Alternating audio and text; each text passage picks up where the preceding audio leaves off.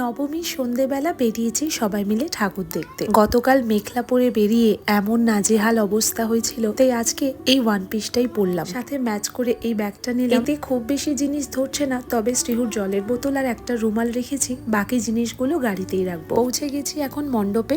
এত গরম, ভেবেছিলাম আজ 2-4টে ঠাকুর দেখবো, তবে একদমই নয়। এই একটা প্যান্ডেল দেখে সোজা ফিরবো ক্লাবে। একটা প্যান্ডেল দেখে মনটা ভীষণ ভরে গেল। চারিদিকে এত সুন্দর একটা পরিবেশ তৈরি করেছে, আর এদিকের ফুল গাছ এগুলো দেখি সত্যিকারেরই লাগানো। সব মিলিয়ে প্যান্ডেলটা আমার ভীষণ ভীষণ ভালো লেগেছে। শ্রীহুও ভারী আনন্দের রয়েছে। ঢাক বাজার আওয়াজ শুনলে ওর আর কিচ্ছুটি লাগে না। আজ আবার এখানে এসে তো ওর ঢাক বাজানোর সুযোগও হয়ে গেল। প্রতিমা দর্শনের পর এখন 1 প্লেট পাপড়ি চাট খেয়ে চলে এসেছি ক্লাবে। পাশেই আরো একটা ঠাকুর রয়েছে, ওই প্যান্ডেলটা ঘুরেও এখন ফিরবো বাড়ি। তবে তার আগে শ্রীহুর এই ছোট্ট সাবস্ক্রাইবারের সাথে দেখা হলো। ফেরার আগে প্যাক করে নিয়েছিলাম বিরিয়ানি, এটা দিয়ে আজকে ডিনারটা সারবো।